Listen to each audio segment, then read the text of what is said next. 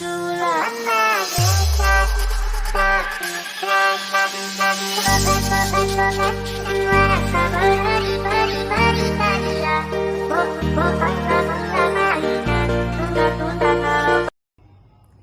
pagi, saya di sini sebagai pewawancara akan mewawancarai narasumber saya, yakni Kepala Sekolah SD Muhammadiyah Tebing ya. Baik Bu, saya akan bertanya.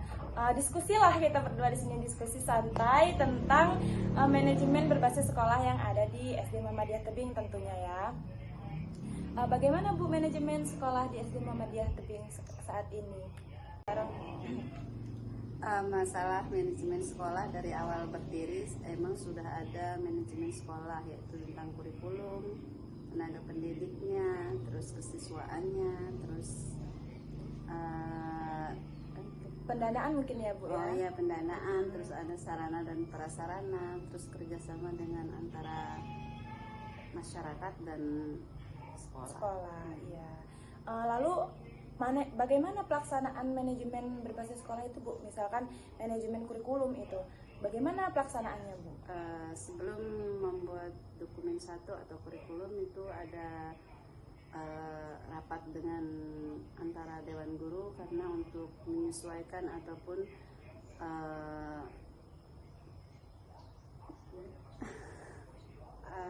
untuk membahas anggaran ataupun kedepannya untuk menjalankan media pendidikannya. Jadi kalau kurikulum tuh berubah-berubah ya Bu ya dari iya, per tahun atau per semester kira-kira Bu kalau per tahun, dari tahun sebelumnya dan sesudahnya ada yang bertambah ataupun dikurangi karena ada pendidikan yang kurikulumnya tema ataupun masalah mata pelajarannya berubah. Jadi kurikulum yang dipakai sekarang ini ada 2 kurikulum Bu? Iya, kurikulum K13 dan kurikulum KTSP. Boleh saya spill dokumen kurikulumnya mungkin ke teman-teman. Jadi sebelum ini disusun ada musyawarah dulu ya Bu ya, rapat dulu dengan wali murid, dirumuskan untuk membuat kurikulum manajemen kurikulum ini ya. Oke. Lalu ada juga ya Bu manajemen tenaga pendidik yang seperti Bu bilang tadi. Itu bagaimana Bu kalau tenaga pendidik itu Bu manajemennya? Maksudnya?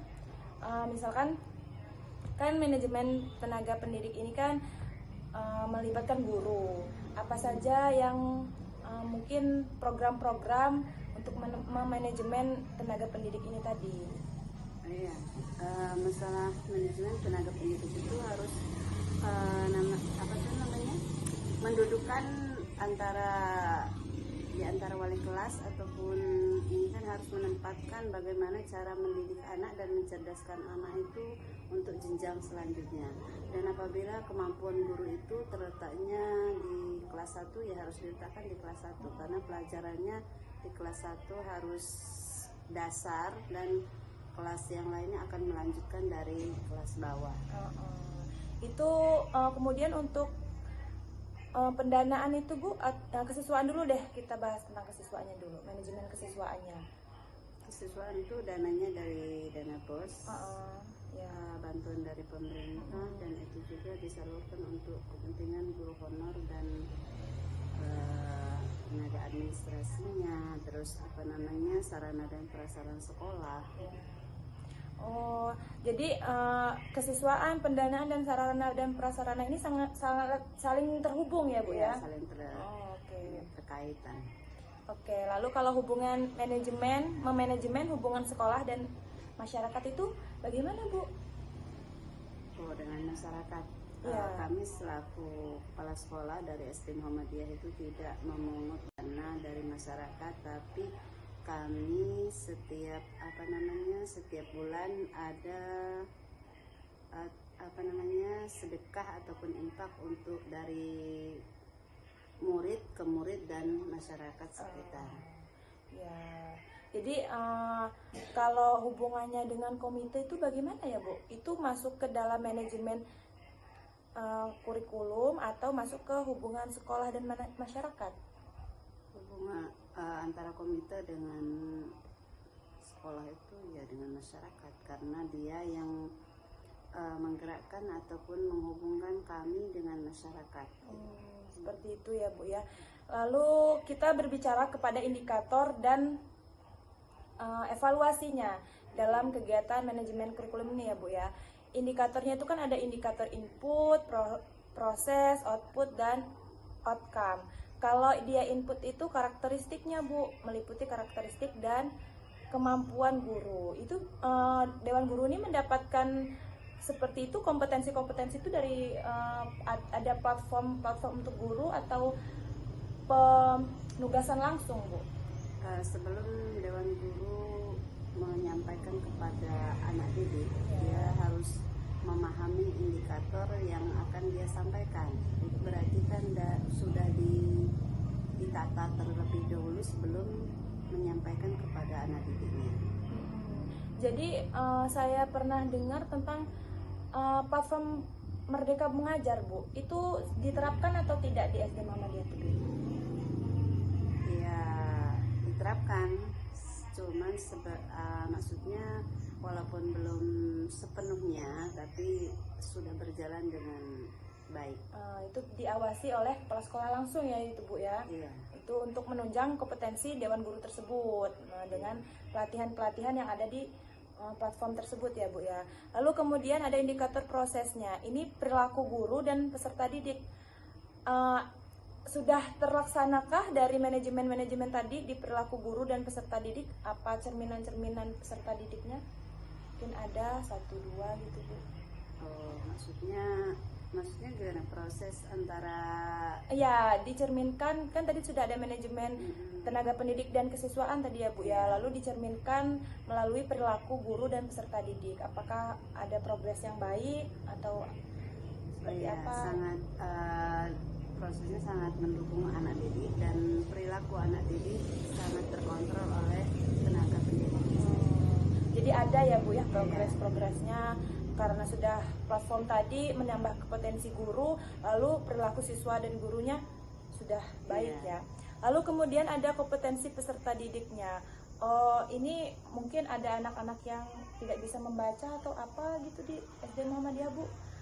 Jadi ada tidak kompetensi peserta didiknya yang bertambah? Iya, di situ juga setiap sekolah pasti ada, sama juga dengan sekolah kami juga ada antara yang tidak bisa baca tapi karena inisiatif ataupun semangat gurunya, jadi anak-anak itu insya Allah bisa membaca dan diterapkan cara-cara metode-metode yang anak yang belum bisa baca dengan yang sudah baca berbeda caranya.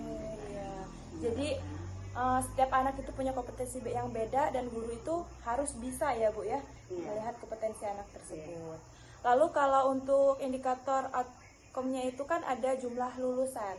Jumlah lulusan anak kelas 6 yang masuk ke sekolah favorit atau melanjutkan jenjang ke SMP itu berapa banyak Bu untuk tahun-tahun kemarin itu Bu? 50% ada yang diterima di SMP negeri ya. Terus ada yang cuman untuk sekolah di swasta, MTS ataupun masuk ke pondok ya. Oke, baik Bu, mungkin itu saja. Nanti kami izin untuk memvideokan atau manajemen kurikulumnya yang ada di sekolah. Kami izin untuk mendokumentasikan, mungkin kami izin dulu bagaimana izin dari Ibu terlebih dahulu. Ya, silakan ini asal jangan menyalahi aturan sekolah. Oke, baik. Terima kasih Bu sebelumnya sudah mengganggu waktunya. Teman-teman, sekiranya wawancara kami cukup sampai di sini. Pada Ibu kami mohon maaf apabila ada kata-kata yang kurang berkenan, dan kami akhiri. Assalamualaikum warahmatullahi wabarakatuh.